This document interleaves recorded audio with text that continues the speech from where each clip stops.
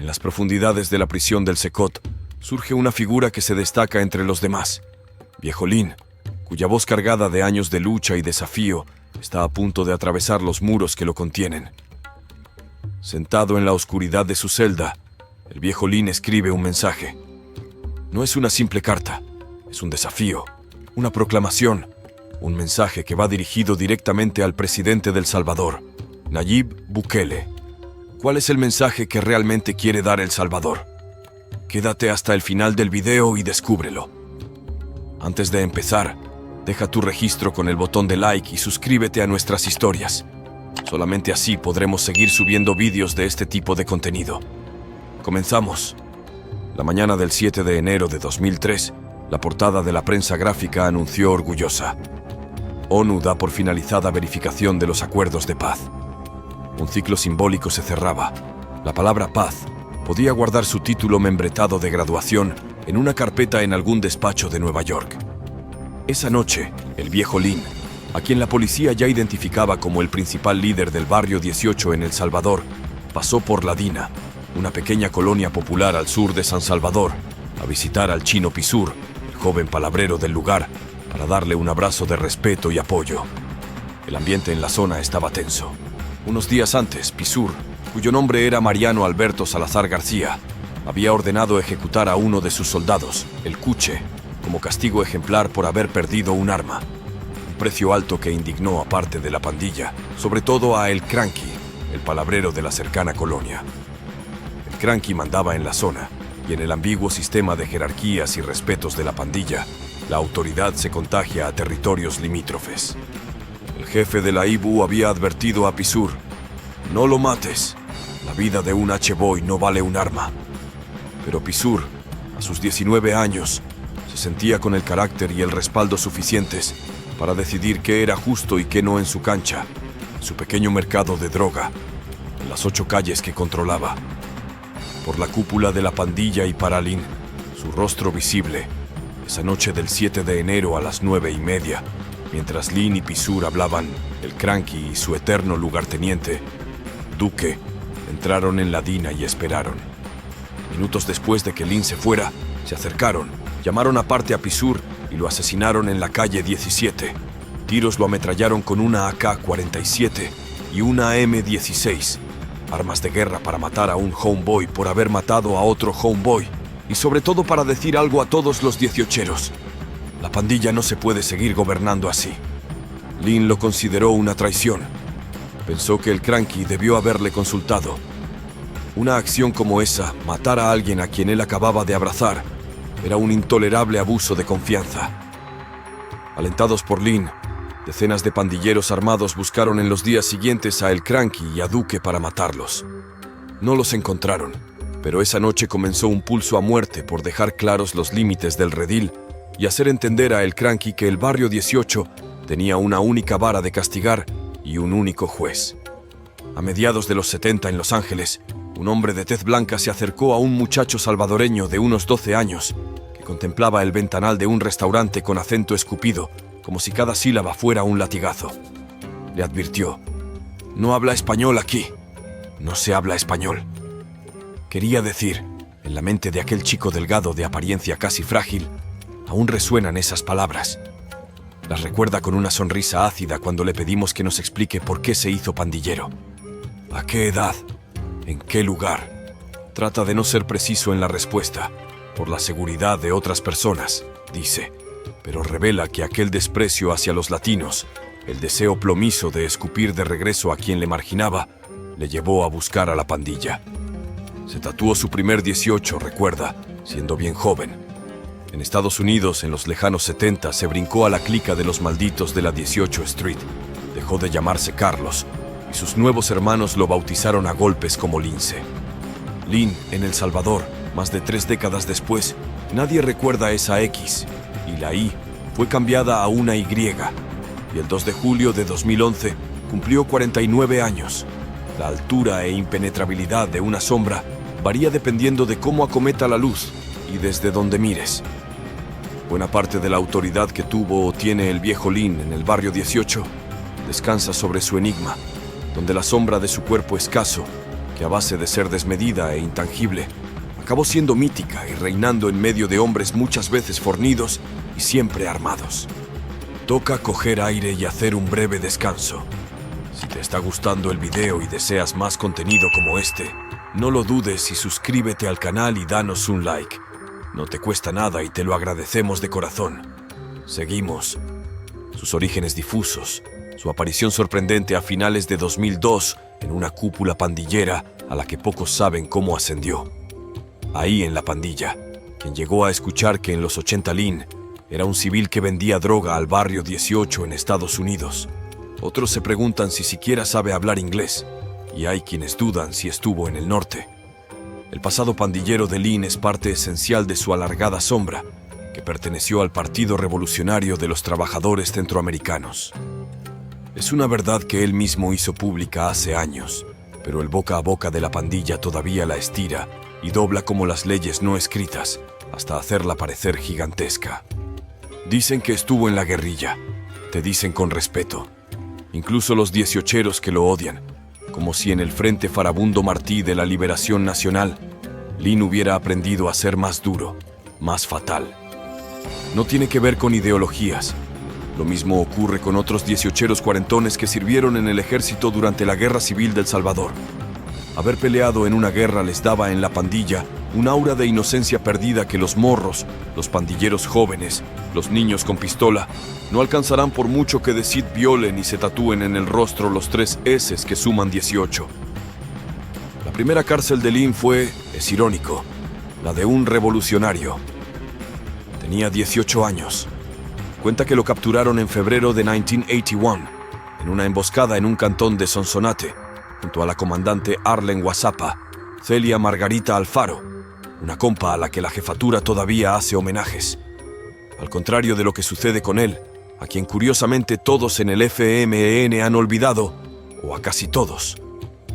Tras pasar por el penal de Sonsonate y por las cárceles clandestinas de la Policía Nacional, fue a parar al penal La Esperanza, en Mariona, al sector, entonces reservado para presos políticos. Lynn ocupó la celda A1, otro militante del PRTC que compartió condena en esos días con él. Lo recuerda con el pelo rizado y largo hasta el hombro, siempre vestido con un centro oscuro, negro o marrón, y una inseparable gorra verde con un broche en la visera. Era serio, poco amigo de bromas. Hablar con Mojica era estar dispuesto a discutir fuerte, porque era muy serio de ideas claras, dice su antiguo compañero. Después vendría un traslado colectivo al sector 2 del penal, donde Lynn coincidió con José Antonio Morales Carbonell, hijo del dirigente democristiano José Antonio Morales Ehrlich, en ese momento miembro de la Junta Cívico-Militar que gobernaba un país a la deriva. En su expediente penitenciario, que crecería hasta la obscenidad en las décadas siguientes, consta el encierro de Carlos Ernesto Mojica Lechuga por subversivo y su liberación por orden directa de la Corte Suprema de Justicia el 1 de abril de 1982. Probablemente, Lynn fue el primer pandillero del barrio que se apoyó contra los muros de la cárcel de Mariona. Tras su paso por Mariona, Lynn volvió a la montaña, combatió en el volcán de Guasapa y estuvo bajo las órdenes del ahora ministro de Seguridad, Manuel Melgar. Sobre lo que ocurrió después, sin embargo, Lynn es esquivo. Su antiguo compañero de armas y cárcel asegura que Mojica desertó del PRTC en 1983. Él se limita a decir que viajó de nuevo a Los Ángeles, donde, a mediados de los 80, él y sus reencontrados compañeros del barrio recibieron con alegría los primeros grafitos de la Mara Salvatrucha en las paredes de los barrios habitados mayoritariamente por centroamericanos. Él, miembro de la Etting Street, celebraba el empuje de los salvadoreños en la ciudad. Todavía no había surgido esa enemistad a muerte que a partir de 1989 ha unido a la MS-13 y al barrio 18 como las dos miradas de un espejo. Lynn también mantuvo más vínculo con su terruño que la mayoría de los jóvenes que en los 70 y 80 crecieron en el sur de California, con apellido y nostalgia salvadoreña, pero hablando, pensando y rifando barrio en inglés. No se enraizó allá y regresó al Salvador. Sus sombras se pierden hasta que la luz de un archivo la proyecta otra vez contra el muro de otro penal, el de Santa Ana. Entró acusado de robo en diciembre del 92. Salió 6 meses después, sobreseído, inocente. Regresó a esa misma cárcel en octubre, por homicidio. Aprovecha para beber un vaso de agua, que seguro que el contenido te está haciendo pensar. Y cuando termines, dale un like al video y suscríbete al canal. Sabes que este contenido lo merece. Seguimos. ¿Cómo fue su última y más controvertida captura? Luego de salir de la cárcel en 2002, el viejo Lin parecía que quería enderezar su camino, ya que se pudo mantener fuera del margen del crimen por varios años, algo que muchos consideraban imposible, dado que en la reputación que tenía se esperaba que en menos de un año se le viera nuevamente tras las rejas, bien sea por matar nuevamente a alguien o por estar vendiendo mercancía ilegal, tarea que sí estaba haciendo, pero que, dada los contactos que logró dentro de la misma cárcel, le ayudaron a poder saber moverse de manera más inteligente y tranquila, ya que él tendía a ser bastante explosivo en sus años de juventud. De manera que, si alguien le hacía algo malo, no era solo de amenazar, sino más del tipo que tomaba lo primero a su disposición para luego matar a la persona que le había hecho tal cosa. Pero tras el tiempo que pasó en la cárcel y las cosas que vivió dentro, lo enseñaron a aprender a ser más cauteloso y analítico, porque el que lo atraparan rápidamente no significaba que le gustara estar en la cárcel. Al contrario, él mismo se autodefinía como un amante de la naturaleza, ya que le gustaba el sentir de la brisa de los árboles y poder ver cada tarde cómo el sol caía, y con él, un nuevo día. Detestaba cada vez que lo mandaban al calabozo, ya que solo podía ver oscuridad en cada rincón. Tal fue su odio hacia tal sensación que él mismo juró que no volvería a estar en esa situación, costara lo que costara, cosa que años después se pudo confirmar, ya que, ante su galardonada fama en el grupo de los Maras, su cabeza tenía un precio muy alto para los policías que querían dar con él, para así poder debilitar a la peligrosa banda. Tarea que se creía imposible, pero que con ayuda interna y externa del país y algunos informantes dentro de la banda, se logró dar con el paradero del viejo Lin. Lo que no se esperaban es lo que pasó en el traslado de dicho hombre, ya que, cumpliendo con lo prometido durante su viaje, el viejo comenzó a hablar con el grupo de policías que lo estaban resguardando, al punto de ofrecerles más de 10 millones a cada uno, que 105 los resguardaban en ese carro.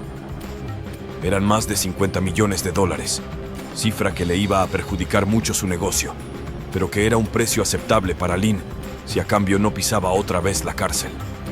Dudosos entre hacerlo o no, el viejo, en una jugada final, les dijo sobre una dirección exacta donde había resguardado el dinero.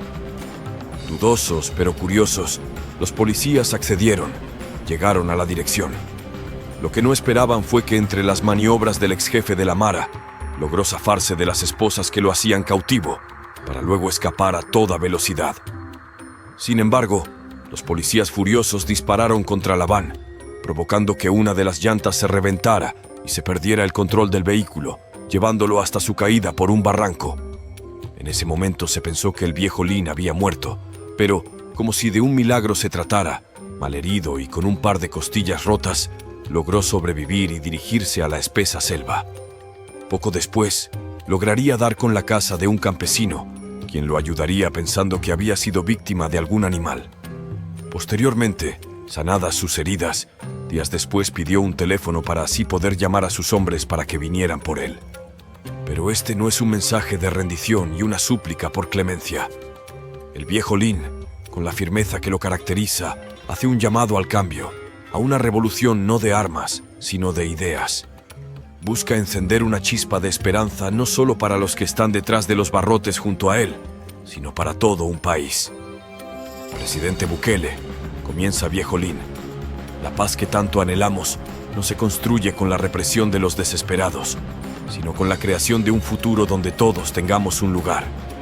Su voz grabada desde la soledad de una celda resuena con la autoridad de quien ha visto demasiado y sueña con un mañana mejor. El mensaje del viejo Lin es claro.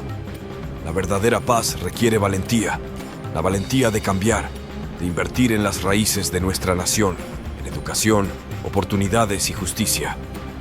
Su desafío al presidente no es una amenaza, sino una invitación a liderar este cambio. Al final de su mensaje, el viejo Lin deja una pausa, un silencio cargado de significado. Es un espacio para que nosotros, como nación, reflexionemos sobre el camino que queremos seguir. La historia del Salvador aún se está escribiendo, concluye, y todos tenemos un papel en ella. Te deseo un gran día, nos vemos pronto y no olvides darle un like.